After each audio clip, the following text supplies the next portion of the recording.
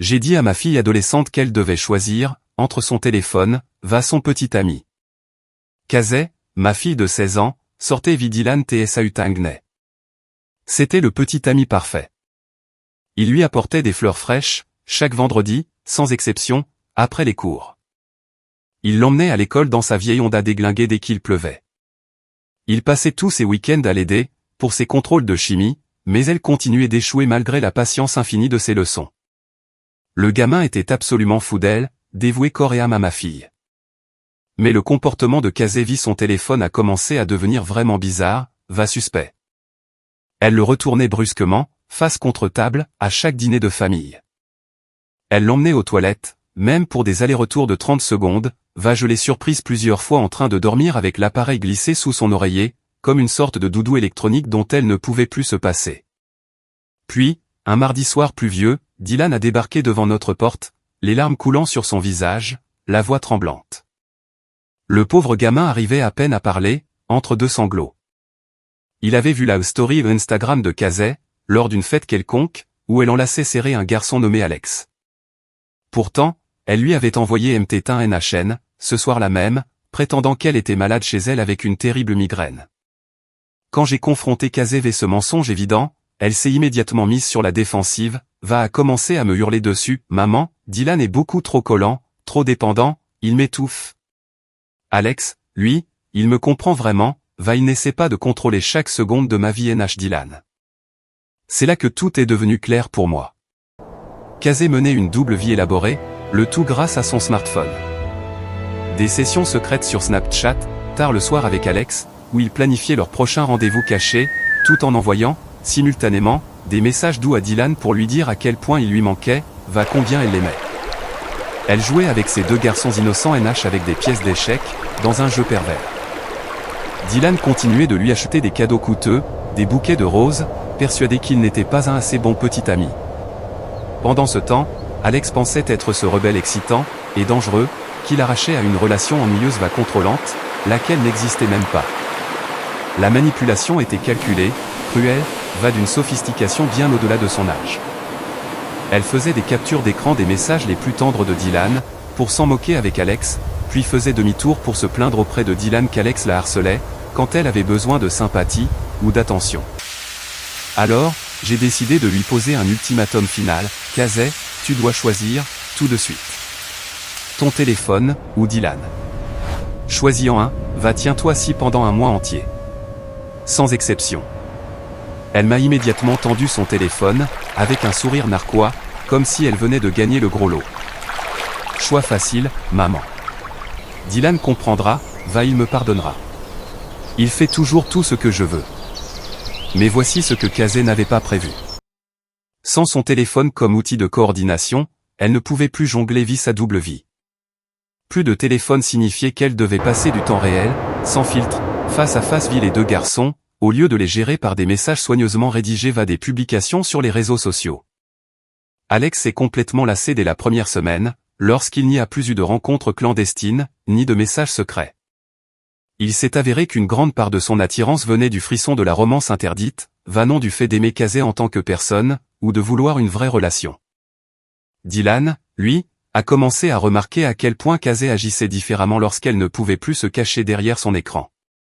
Sans les textos constants pour arrondir les angles, il a vu à quel point elle était méprisante, méchante, égoïste, en personne, lors de leur rendez-vous.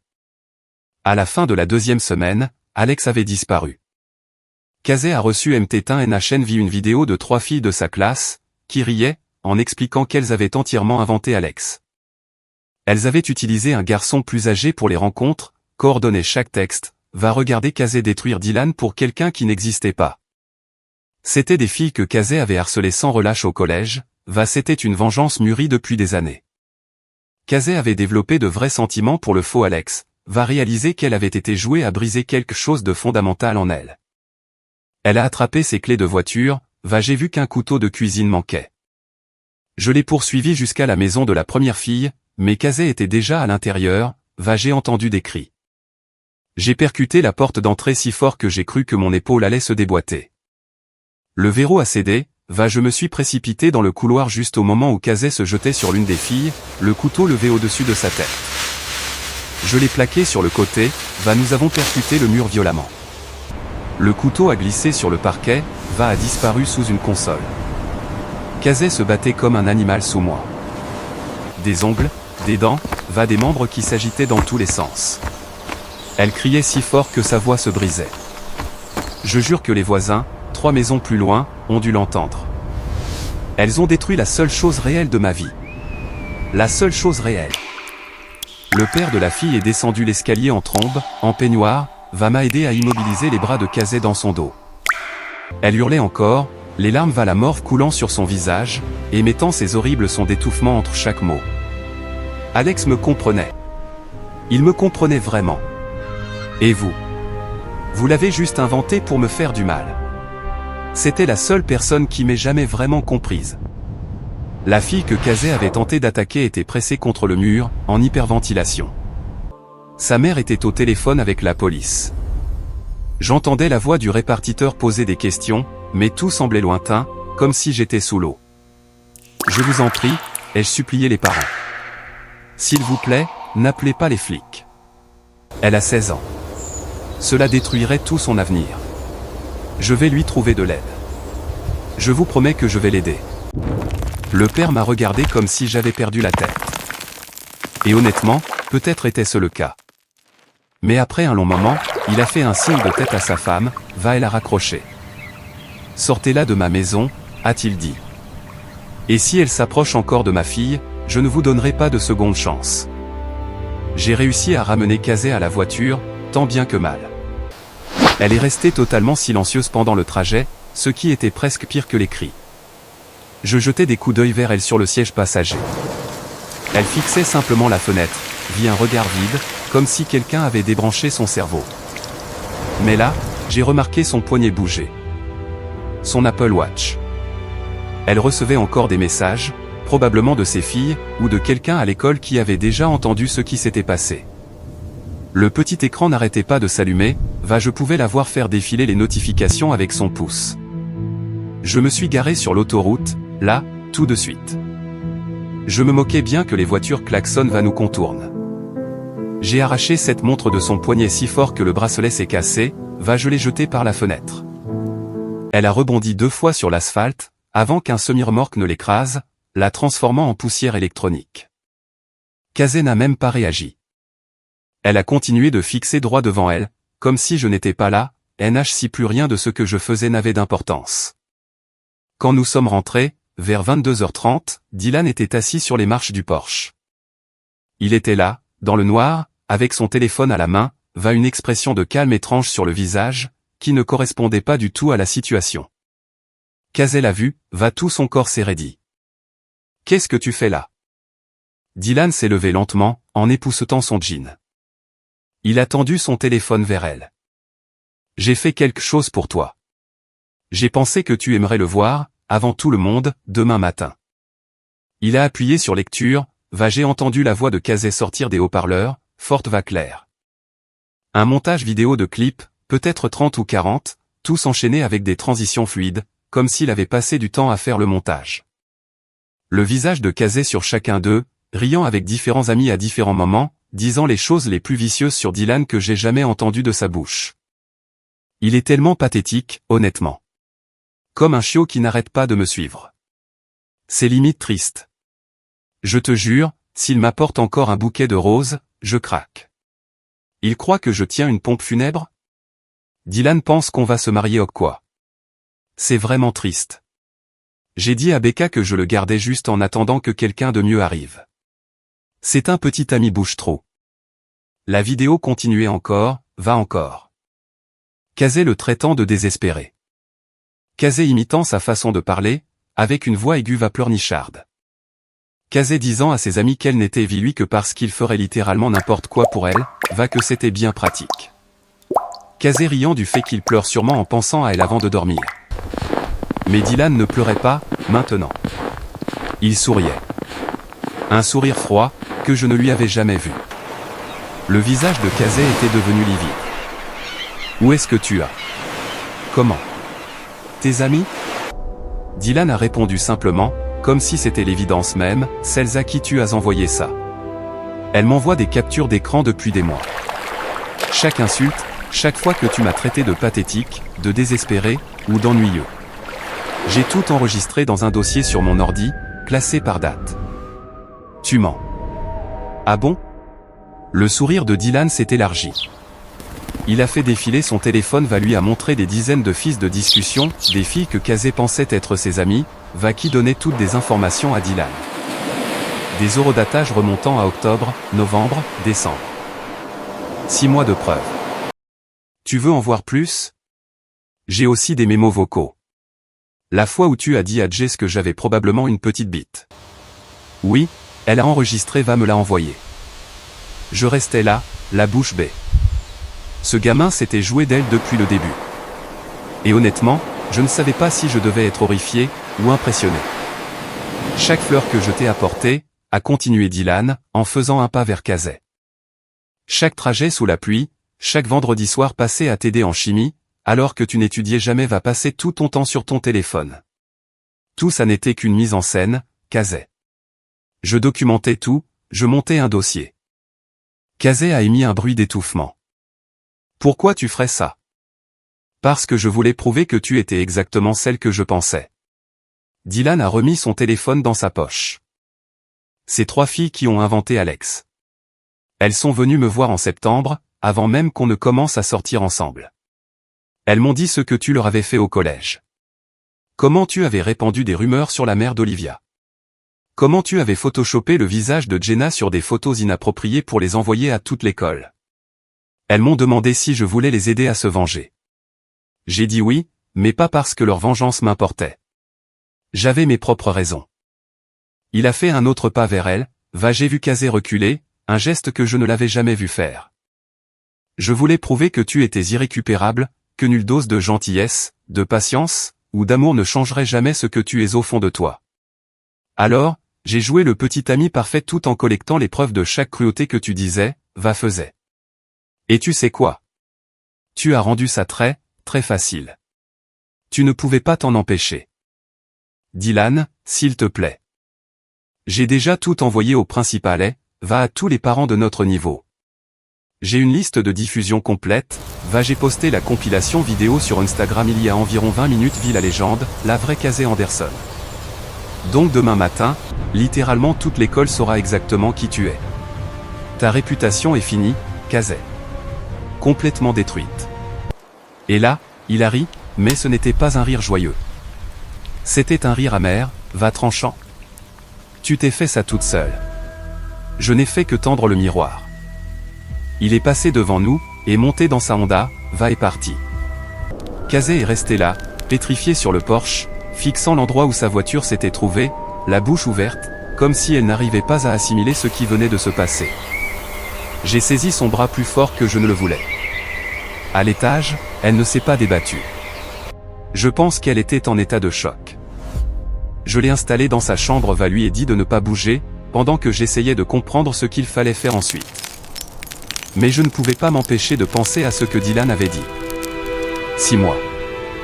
Il avait planifié ça pendant 6 mois. Une partie de moi se sentait mal, NH6 était cruel, calculé, injuste.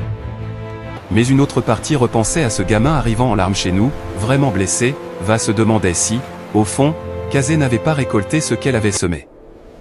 Peut-être n'était-ce que le retour de bâton, qui la rattrapait enfin. J'ai fait les 100 pas dans le salon pendant 1 heure, l'esprit en boucle. Puis j'ai réalisé que je devais comprendre jusqu'où cela allait. Je devais voir les vrais dégâts. Je suis remonté dans sa chambre, je l'ai trouvée assise sur son lit, fixant le vide, les mains croisées sur ses genoux NH si elle était en transe. Je n'ai pas demandé la permission. J'ai ouvert son ordinateur portable, qu'elle avait laissé sur son bureau, encore connecté à tout, j'ai commencé à fouiller dans ses fichiers. C'est là que j'ai trouvé les dossiers. 19 dossiers différents, chacun portant le nom d'une personne. J'en ai reconnu certains immédiatement. Dylan, Olivia, Jenna, son ami Becca, un gamin nommé Jordan, son conseiller d'orientation, Monsieur Peters, la petite amie de son père, Linda. J'ai ouvert le premier, le dossier Dylan, j'ai trouvé un document qui était, fondamentalement, MTHSTAM et Y. Des notes sur ses insécurités, organisées par catégorie, peur de l'abandon car son père est parti, réagit bien à l'affection physique, a besoin d'être rassuré constamment, complexé par son intelligence. Puis une section sur les mensonges qui marchaient le mieux vit lui dire que j'ai fait un cauchemar où il me quittait. Pleurer un peu. Il fera tout ce que je veux pendant au moins 3 jours. Ce que Kazé avait réussi à obtenir de lui, que ce soit de l'argent, de l'aide pour les devoirs, des trajets, aucun statut social. Chaque interaction était documentée NHMT Tinim Koah s'étend NHN, vie des horodatage va des notes d'efficacité. J'ai ouvert un autre dossier. Même chose. Celui-là était Jordan. Un gamin dont je n'avais jamais entendu parler. Solitaire, désespéré d'avoir de l'attention féminine. Croire à n'importe quoi si on bat des cils. Obtenu $200 de lui en disant que ma mère était malade que j'avais besoin d'aide pour les factures médicales. Il a même pleuré quand il a donné l'argent. Note 8/10. À réutiliser. Et un autre encore. Les 19 étaient identiques. Des guides de manipulation détaillés pour différentes personnes de la vie de Kazé. Certains étaient des jeunes de l'école, mais quelques-uns étaient des adultes, ce qui me donnait la chair de poule. Son conseiller d'orientation, la petite amie de son père, va même moi. Il y avait un dossier étiqueté « Maman ». Je n'ai pas eu la force de l'ouvrir. J'ai juste fixé l'icône pendant 5 minutes, la main tremblante sur la souris, mais je n'ai pas pu. Mais là, j'ai vu un autre dossier, enfoui plus profondément. Celui-là s'appelait simplement « A ». Je l'ai ouvert, j'ai eu le souffle coupé. Des centaines de pages. De vraies entrées de journal intime écrites directement pour Alex, comme s'il était une personne réelle capable de les lire. Des captures d'écran de leurs conversations remontant à des semaines. Des plans pour leur avenir ensemble, écrits en détail. Kazé parlait de l'université où ils iraient ensemble, de l'appartement qu'ils prendraient, de la vie qu'ils construiraient. Comment elle allait me le présenter pour ses 17 ans, comment elle voulait perdre sa virginité avec lui, elle avait même fait des recherches sur des hôtels, lu des articles pour que ce soit spécial. Comment elle pensait à s'enfuir avec lui pour recommencer ailleurs, là où personne ne les connaîtrait où ils pourraient juste être eux-mêmes.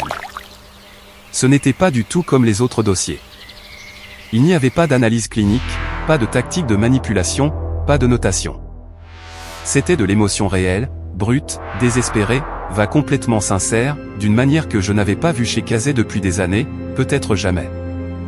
Les filles de la vengeance avaient, accidentellement, créé la seule personne avec qui Kazé avait jamais eu envie d'être honnête. J'ai entendu des pas derrière moi je me suis retourné pour trouver Kazé sur le pas de la porte. Ses yeux sont allés directement vers l'écran, elle a vu exactement ce que je lisais. Sors de là. Sa voix était plate, froide. Kazé, ai-je commencé. Sors de là, tout de suite. Elle a traversé la pièce en 3 pas a claqué l'ordinateur si fort que j'ai cru qu'elle allait briser l'écran. C'est privé. Tu n'as aucun droit. Tu as des dossiers sur 19 personnes différentes expliquant comment les manipuler, ai-je dit. Plus rien ici n'est privé. Rien. Elle a ramassé l'ordinateur la serrer contre sa poitrine, comme si j'allais essayer de le lui reprendre. Les autres n'ont pas d'importance. C'était juste de l'entraînement, des moyens d'obtenir ce dont j'avais besoin. Mais Alex était différent. Alex n'était pas réel. Je le sais. Elle hurlait maintenant, le visage rouge. Je sais qu'il n'était pas réel, mais ce que j'ai ressenti était réel. Pour la première fois de ma vie entière, je voulais vraiment être honnête avec quelqu'un. J'allais tout lui dire. Lui dire quoi? Elle a commencé à faire les 100 pas dans sa chambre, cramponnée à son ordinateur. Et qu'en est-il de toutes les personnes que tu as brisées en chemin, ai-je demandé. Dylan, tous les autres que tu as manipulés. Ce sont de vraies personnes, avec de vrais sentiments. Kazé s'est arrêté m'a regardé si je lui demandais d'expliquer le calcul infinitésimal à un bambin, comme si la question était fondamentalement stupide. Je ne les aimais pas, donc ça ne comptait pas. Ça ne compte que si l'on tient vraiment à la personne. Tout le reste, c'est juste de la stratégie. J'ai senti un froid s'installer dans mon estomac. Ma fille comprenait la différence entre la cruauté l'attention. Elle connaissait le bien le mal. Elle ne se souciait simplement de personne d'autre qu'elle-même. Le lendemain matin, quelqu'un a frappé à la porte vers 8 heures. J'avais à peine dormi, fixant le plafond, en pensant à ses dossiers. J'ai ouvert pour trouver l'une des 3 filles de la vengeance vit sa mère. La fille semblait mal à l'aise, se balançant d'un pied sur l'autre. Madame Anderson, a dit la mère. Je pense que nous devons parler de ce qui s'est passé. Je les ai fait entrer. J'ai préparé du café pendant que la fille, nommée Olivia, s'asseyait à table, l'air misérable. Elle avait des cernes sombres sous les yeux, si elle n'avait pas dormi non plus. On ne s'attendait pas à ce que Casey tombe vraiment amoureuse d'Alex, a dit Olivia doucement, en fixant son mug. C'était juste censé l'humilier, vous savez, de la même façon qu'elle nous a humiliés. On pensait qu'elle serait gênée, en colère en découvrant la vérité, mais on ne pensait pas qu'elle développerait de vrais sentiments. Sa mère lui a pressé l'épaule. Montre à Madame Anderson ce que tu m'as montré. Olivia a sorti son téléphone, m'a montré des captures d'écran. Des messages de Casey à Alex qu'il était physiquement douloureux de lire. Casey planifiant ce qu'elle porterait pour me présenter Alex, décrivant la tenue jusqu'aux chaussures. Casey disant qu'elle n'avait jamais fait confiance à personne auparavant, mais qu'elle lui faisait une confiance aveugle. Casey demandant s'il l'aimerait encore s'il connaissait toutes les choses terribles qu'elle avait faites, les listant une par une. Une confession. Elle était à fond, a dit Olivia. Jean, complètement à fond. On a créé ce personnage fictif, elle en est tombée amoureuse pour de vrai. Elle lui envoyait genre 100 messages par jour. Des messages de bonjour, de bonne nuit, des pensées aléatoires. Elle parlait plus à Alex qu'à Dylan. Sa mère a posé une main sur l'épaule d'Olivia. Nous pensons que Casey a besoin d'une aide professionnelle. Ce qui s'est passé hier vit le couteau. Ça nous a fait peur. Ma fille s'est réveillée en hurlant cette nuit. Nous ne portons pas plainte, mais nous pensons que vous devez la faire examiner par quelqu'un. Après leur départ, je suis restée assise longtemps à la table de la cuisine. Puis je suis montée. J'ai frappé à la porte de Casey.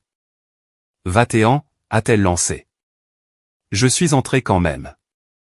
Elle était allongée, toujours vit les mêmes vêtements que la veille, l'air de n'avoir pas fermé l'œil. Je me suis assise sur le bord du lit. Lui ai montré les captures d'écran d'Olivia. Casey a pris le téléphone. A fixé ses propres messages. Son visage n'a pas changé d'un iota, restant totalement de marbre. Elles t'ont montré ça? Pourquoi elle ferait ça? Parce qu'elle s'inquiète pour toi. Parce qu'hier, tu as essayé de poignarder quelqu'un. Je n'allais pas vraiment lui faire de mal, a dit Casey, mais sans aucune conviction dans la voix. Je voulais juste leur faire peur.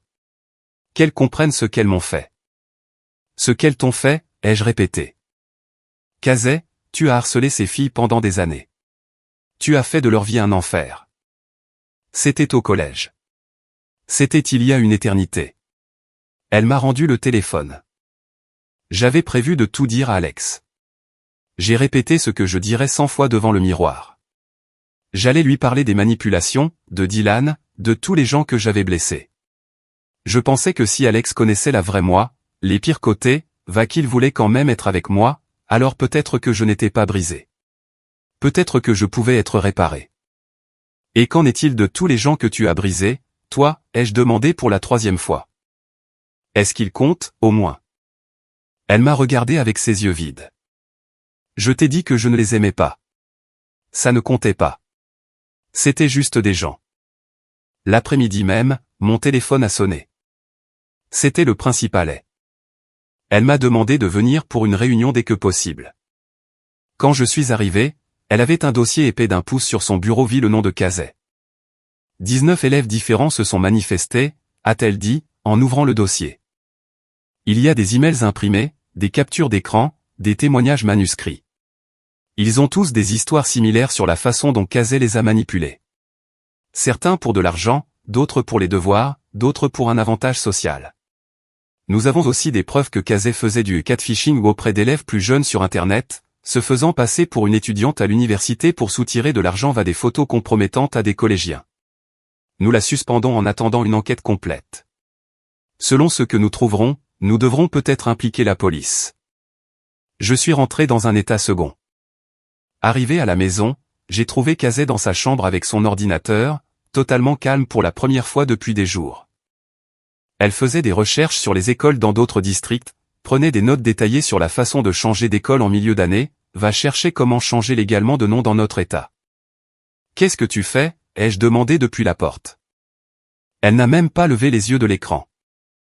Je recommence à zéro. Nouvelle école, nouvelle identité, tout nouveau. Je vais aller vivre chez papa, un moment va m'inscrire avec son adresse. Personne là-bas ne saura rien de tout ça. Table rase. Kazé, tu ne peux pas juste fuir tout ça. Pourquoi pas? Là, elle m'a regardé, il y avait quelque chose de calculateur dans son expression. Les gens le font tout le temps. Nouveau départ, nouvel moi. Je serai plus prudente la prochaine fois sur les personnes en qui j'ai confiance. Je ne ferai pas les mêmes erreurs. J'avais l'impression de parler à une parfaite étrangère. Elle n'avait rien appris. Elle planifiait déjà sa prochaine arnaque, réfléchissant déjà avec 3 coups d'avance. Je me suis approché, j'ai fermé l'ordinateur, je l'ai débranché, je l'ai pris. Kazé s'est levé si vite que sa chaise de bureau est tombée à la renverse via un fracas. Rends-moi ça tout de suite. Non. Maman, j'en ai besoin pour.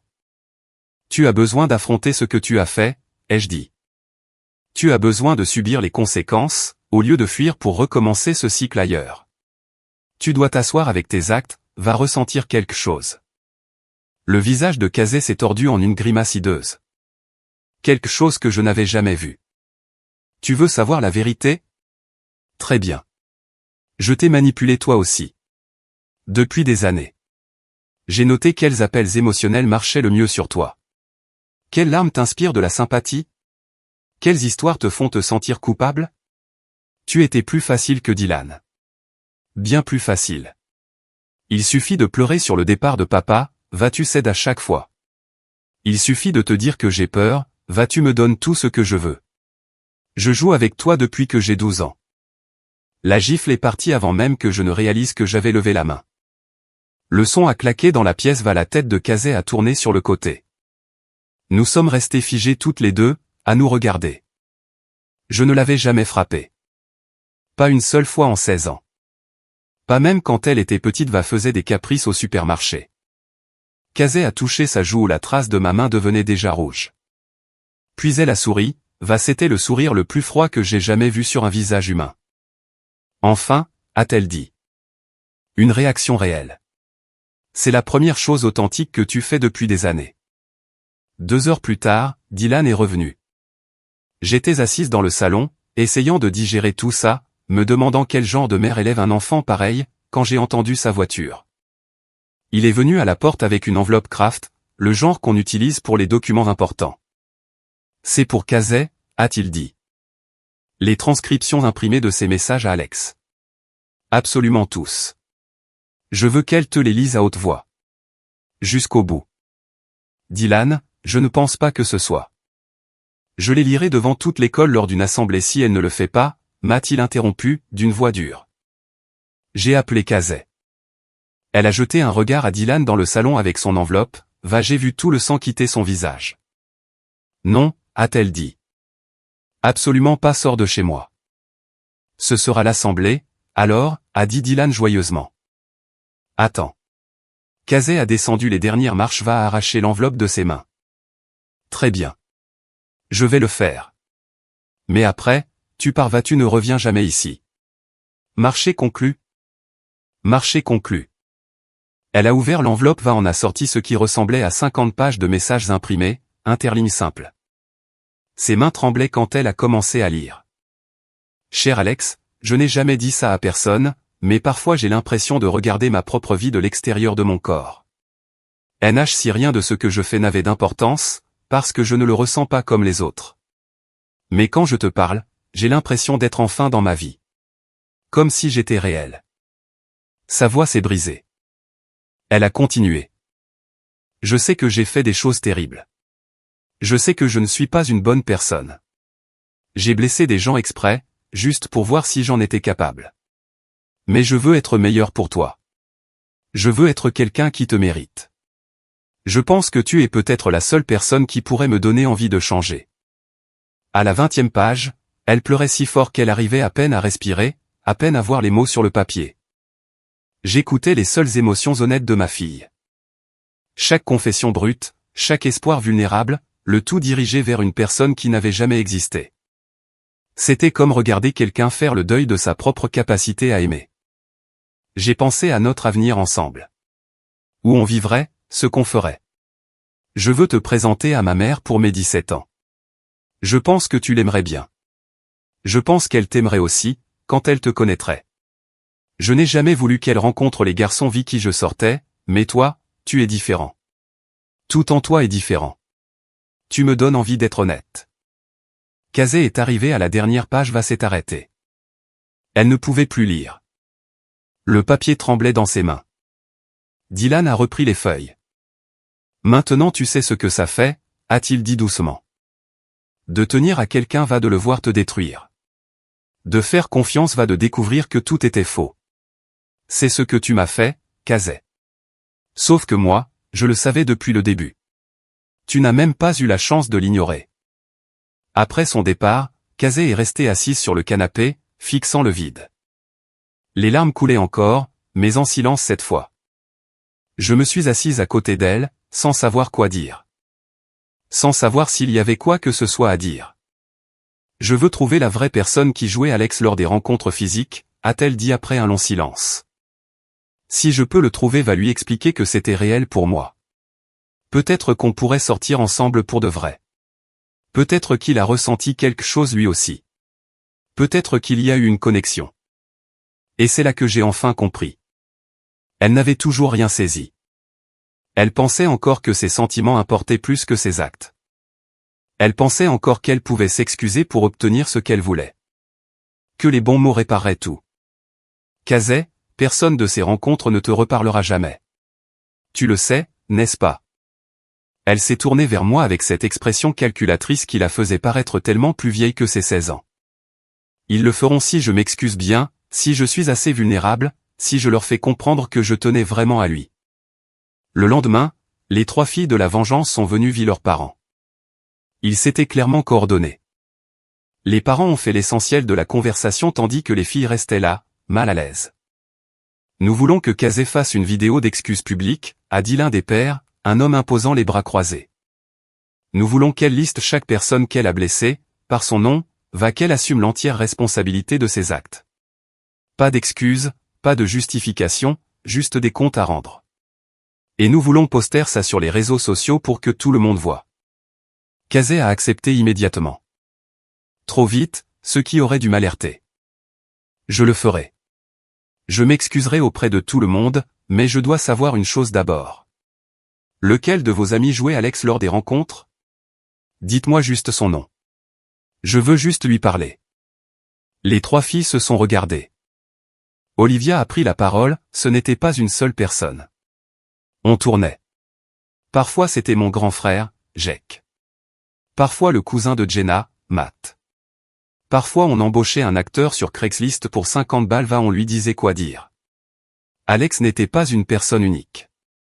C'était un comité. Le visage de Kazé est devenu totalement inexpressif. Qu'est-ce que tu veux dire? Il n'y avait pas de personne réelle pour qui avoir des sentiments, a dit Jenna, elle semblait presque un peu désolée. Alex, c'était nous toutes. Chaque texte était écrit par un comité. On se réunissait, on décidait de ce qu'il devait dire ensuite. Qu'est-ce qui te garderait accroché? Chaque rencontre était un garçon différent jouant un rôle qu'on lui donnait. On écrivait même des scripts. J'ai vu quelque chose se briser définitivement dans les yeux de Kazé. Elle s'était persuadée que même si la relation était fausse, il y avait un humain derrière, quelqu'un qu'elle pourrait trouver avec qui elle pourrait se lier.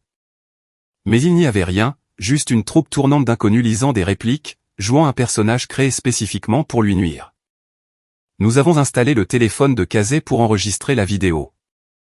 Elle s'est assise dans le salon, vit les 3 filles leurs parents en demi-cercle autour d'elle, un public. J'ai appuyé sur enregistrer, elle a commencé à parler, lisant une liste écrite sur un cahier. Je m'appelle Kazé Anderson. Je veux m'excuser auprès des personnes suivantes pour les avoir manipulées, blessées. Elle a commencé à citer les noms, Dylan, Olivia, Jenna, Caitlin, d'autres. Son ton était plat, sans émotion, si elle lisait une liste de courses au supermarché. Je suis désolé pour ce que je vous ai fait. J'avais tort. Je vous ai blessé, ce n'était pas correct. Elle est arrivée à la moitié de la liste, puis s'est arrêtée. Elle a regardé directement la caméra, j'ai vu son expression changer. En fait, non. Je ne suis pas désolé de vous avoir blessé. Je suis désolé de m'être fait prendre. La seule chose que je regrette, c'est d'avoir cru qu'Alex était réel. Si j'avais su dès le début, j'aurais été plus prudente. Je me serais mieux protégée. J'aurais gagné ce jeu. Elle a tendu le bras à supprimer l'enregistrement avant que quiconque ne puisse l'arrêter. Elle a juste cliqué sur l'icône de la corbeille, c'était fini. Sortez de ma maison, leur a-t-elle dit. On en a fini. C'était une perte de temps. Les parents ont commencé à menacer de poursuites judiciaires, mais je savais que Kazé était intouchable, il le savait aussi. Elle était mineure. Tout s'était passé en ligne à l'école. Le catfishing était grave, mais la police ne lui donnerait probablement qu'un avertissement. Aucun dossier n'aboutirait vraiment. Ils sont partis furieux, mais ils sont partis. Cette nuit-là, je n'ai pas pu dormir. Vers 2 heures du matin, je suis allé vérifier sa chambre. Je l'ai trouvée en train de faire quelque chose qui m'a glacé le sang. Elle avait pris un feutre indélébile noir. Écrivait sur l'écran éteint de son ancien téléphone, celui que j'avais confisqué le premier jour. Elle écrivait un message NH si elle textait quelqu'un qui pouvait vraiment le lire. Je suis resté sur le pas de la porte à lire ces mots. Cher Alex, je sais que tu n'étais pas réel, mais ce que j'ai ressenti était. C'est plus que ce que j'ai ressenti pour n'importe qui, y compris ma propre mère. Tu as gagné. Tu as détruit la seule partie de moi qui pouvait ressentir quelque chose de bon. J'espère que tu es fier. À qui est-ce que tu écris, ai-je demandé. Elle n'a pas levé les yeux. À la seule version de moi-même que j'ai jamais aimée. Celle qui pouvait ressentir quelque chose de vrai. Celle qui voulait être meilleure. Elle était enfin brisée, mais pas d'une manière qui la rendrait meilleure, ou lui apprendrait l'empathie. Juste assez brisée pour être plus prudente, plus calculatrice, plus dangereuse. 3 mois ont passé. Ils ont semblé durer 3 ans. Kazé a emménagé chez son père, à l'autre bout de la ville, a été transférée dans une école de son district. Elle a emporté toutes ses affaires dans des sacs poubelles des cartons, sans dire au revoir. J'avais à peine de ses nouvelles, sauf quelques textos pour demander de l'argent ou des infos pour ses papiers scolaires. Puis, un mardi soir, mon téléphone a sonné. C'était Dylan. Madame Anderson, j'espère que je ne vous dérange pas. Je ne sais pas si je devrais vous dire ça, mais je suis tombé sur le nouveau compte Instagram de Kazé. Mon estomac s'est noué. Je n'avais pas regardé ses réseaux depuis des mois. J'avais même mis son compte en sourdine pour ne pas être tenté. Elle sort déjà avec quelqu'un, un gars nommé Tyler de sa nouvelle école. Elle poste exactement les mêmes trucs que quand on était ensemble. Des photos de couple mignonnes vit les mêmes poses, des légendes sur à quel point il est incroyable, la chance qu'elle a, comment il est son âme sœur. C'est comme regarder une rediffusion d'une série qu'on a déjà vue. Dylan, est-ce que tu penses qu'elle a appris quelque chose? Sa voix était basse, plus fragile que jamais. Est-ce que vous pensez que tout ça l'a changé, ou qu'est-ce qu'on lui a juste appris à mieux cacher ce qu'elle est vraiment? J'ai ouvert l'Instagram de Kazé pendant qu'il parlait. J'ai fait défiler ses publications récentes. Il y avait Tyler, grand, athlétique, souriant à la caméra, un bras autour de ma fille. Kazé le regardait avec cette expression d'adoration que je reconnus immédiatement, parce que je l'avais vu l'utiliser sur Dylan 100 fois. Nouveau garçon, performance identique. Même les légendes étaient similaires, quelle chance j'ai, comment ai-je pu être si béni, chaque jour avec toi est une aventure. Mon téléphone a vibré avec MT1 NHN d'un numéro inconnu. Bonjour, Madame Anderson. C'est Tyler. Je sors avec votre fille Kazé. J'ai trouvé votre numéro dans le téléphone de son père quand on est allé dîner là-bas. Je voulais juste vous dire que Kazé est honnêtement la personne la plus incroyable que j'ai jamais rencontrée. Est-elle toujours aussi merveilleuse? J'ai l'impression d'avoir décroché le jackpot. J'ai fixé ce message pendant un long moment. Mes doigts planaient au-dessus du clavier. J'ai tapé, puis je l'ai effacé. J'ai tapé, elle n'est pas celle que tu crois, je l'ai effacée aussi. J'ai tapé, vérifie son téléphone quand elle ne regarde pas, j'ai encore effacé. Tyler allait apprendre qui était Kazé de la même façon que Dylan. De la même façon que tout le monde, tôt ou tard, à la dure. Et peut-être qu'il devait l'apprendre par lui-même. C'est peut-être la seule façon dont on apprend vraiment les choses. j'ai remis le téléphone à mon oreille. Elle a appris exactement ce qu'elle voulait apprendre, dit Lan. Comment ne pas se faire prendre la prochaine fois? C'est ce que je pensais, a-t-il dit. Je voulais juste m'assurer que je n'étais pas fou de penser ça. Merci, Madame Anderson. J'ai raccroché. Je suis resté là, dans mon salon, à regarder le message de Tyler. Puis, j'ai bloqué le numéro de Casey. Certaines personnes ne s'améliorent pas. Elles deviennent juste meilleures pour se cacher.